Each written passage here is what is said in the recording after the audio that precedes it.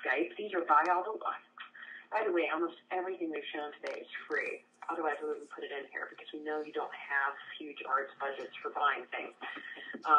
Skype is a voice or video or text over internet program. So you can literally go to Skype.com and download it, and you can call people in other classrooms.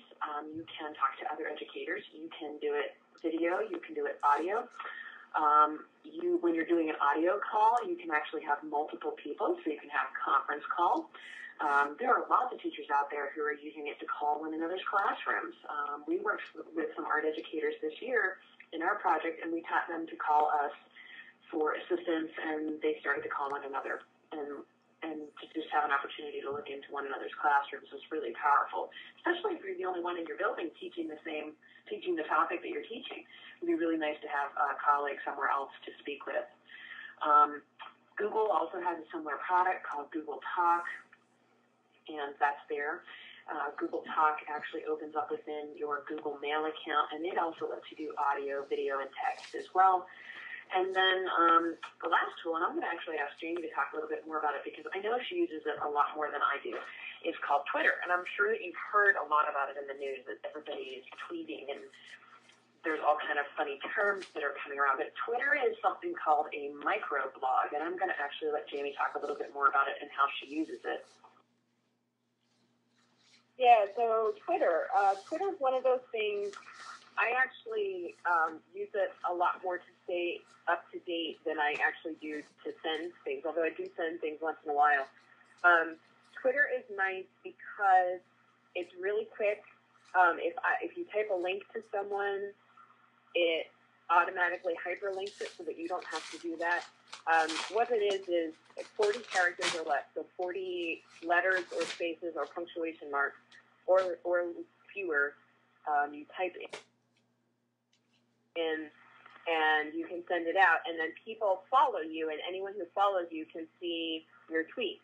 So, for example, I follow Peter Segal from Wait, Wait, Don't Tell Me. I follow WITF News, which is our local NPR affiliate. I follow Camille. I follow Dan Pink. I follow quite a few different people. And so anytime they post updates on Twitter, I can get them. It's nice for example, a couple of weeks ago, Dr. Levertek, our Secretary of Education, was on Radio Smart Talk on NPR, and I tweeted while he was talking. So he was giving a viewpoint on the Keystone exams, and someone else was giving an opposing viewpoint, and I was able to go to that person's website and get the link and put it in Twitter so that the people who were following me, who were also listening to the radio show, could click on this person's link and see the opposing viewpoint to what was being presented. So it's a powerful tool if it's used right. If I'm just tweeting, hey, I'm on my back porch, or hey, I'm cooking dinner, it's not quite the same. Yeah, it's a tool that's not unlike just general texting from your cell phone. The main difference, though, is that people actually have to follow you in it. And what Jamie meant when they follow you is that everybody who wants to get your message gets it. And that's the main difference between your cell phone. If you text somebody with your cell phone, you text one person to one person. With Twitter, it's you to whomever has asked and who has signed up to get your messages. It can be a little bit of a time drain. Lots of people are getting really addicted to it. I can see where it would be a real challenge as a classroom teacher to figure out how it's important. I have found it most useful when I've been in conferences and things like that. It's a way for me to find out where somebody's presenting, or if somebody is taking notes that they can share with me, or they have a chat room open to have a discussion about the topic being presented. So that's a term that's called backchat.